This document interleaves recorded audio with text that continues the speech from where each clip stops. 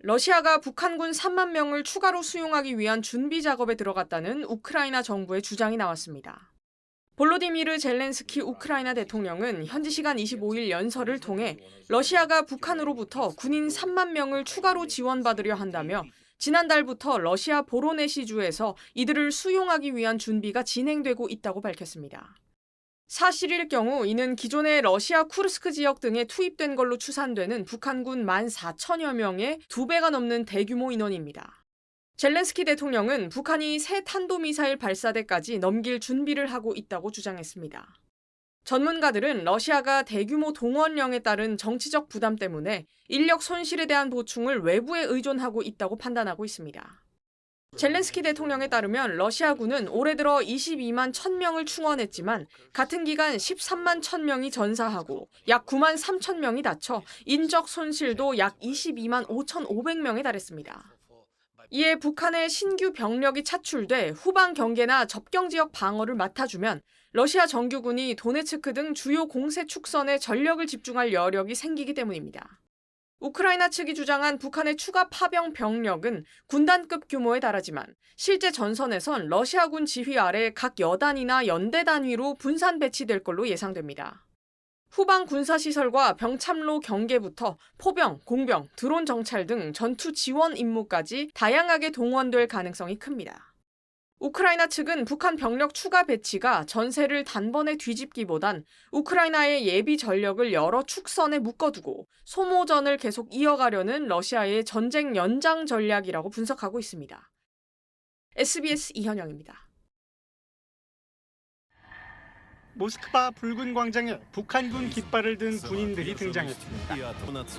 러시아가 개최한 2차 세계대전 승리기념 전승절 열병식에 북한의 육해공군 혼성 종대가 참가한 겁니다. 러시아는 우크라이나 전쟁에서 쿠르스크 지역을 탈환한 게 북한군 공로라고 치켜세웠습니다. Бойцы Корейской народной армии плечом к плечу с российскими военнослужащими внесли весомый вклад в освобождение Курской области. 북한은 지난해 전승절 행사 때만 해도 군 대표단을 파견해 참관케 하는 수준이었는데 이번엔 러시아 군대와 어깨를 나란히 했습니다. 북한군이 열병식 행진에 참가한 건 전례가 없는 일입니다. 특히 올해 행사는 우크라이나의 드론 공습 우려로 예년보다 축소된 규모로 진행됐지만 북한은 오히려 존재감을 키워 눈길을 끌었습니다. 지난달 러시아의 쿠르스크 탈환 1주년에 맞춰 평양에서 하병 기념관이 문을 여는 등 북러는 혈맹 관계를 과시하고 있습니다. 북한군의 참가는 한층 더 가까워진 양국 관계의 상징적 장면이라는 평가가 나옵니다. 사실상 군사동맹 관계의 공로 뉴노멀 시대라고 볼 수가 있고요. 전쟁이 끝난다 하더라도 이 우크라이나와의 군사적 긴장 관계는 지속될 거다. 북한과의 군사협력의 끈을 놓을 수가 없다. 북한은 노동신문 1면과 2면에 관련 기사를 배치했고 열병식이 끝난 이후 푸틴 러시아 대통령이 인민군 지휘관을 만나 사의를 표명했다고 선전했습니다. 이런 가운데 평양에선 북한 주재 러시아 대사관 관계자들이 소련군 추모시설인 해방탑을 찾아 전통적 우호 관계를 부각하기도 했습니다. SBS 강청원입니다. 지난달 26일 평양에서 열린 해외 군사작전 전투위훈 기념관 준공식. 유족 등 참석자들이 오열하는 가운데 북한군 유해 위로 흙을 덮는 절차가 진행됩니다. 추모 음악회를 지켜본 김정은 총비서는 눈물을 닦는 듯 보입니다. 북한은 준공식 이후 기념관에 주민들의 발길이 이어지고 있다고 선전하고 있습니다. 일꾼과 근로자, 장병, 청년 학생 등이 이른 아침부터 밤늦게까지 앞다퉈 이른바 성스러운 전당을 둘러보고 있다는 겁니다. 우리 부모님 아니시다면 세상에 이런 전투 위험관이 과연 있을 수 있을까 하는 이런 생각이 들고 우리 영웅들을 내세워 주시기 위해서 또 앞으로 정말 더 훌륭하고 더 멋진 우리 조국의 영웅들이 태어나겠구나.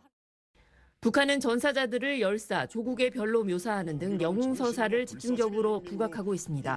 어떤 대가도 보수도 바라지 않고 조국의 번영을 기원하며 목숨을 바쳤다고 강조하는데 북한 표현으론 전승세대, 즉 6.25를 겪은 세대가 놀랄 정도의 전무한 희생성을 보였다고도 했습니다.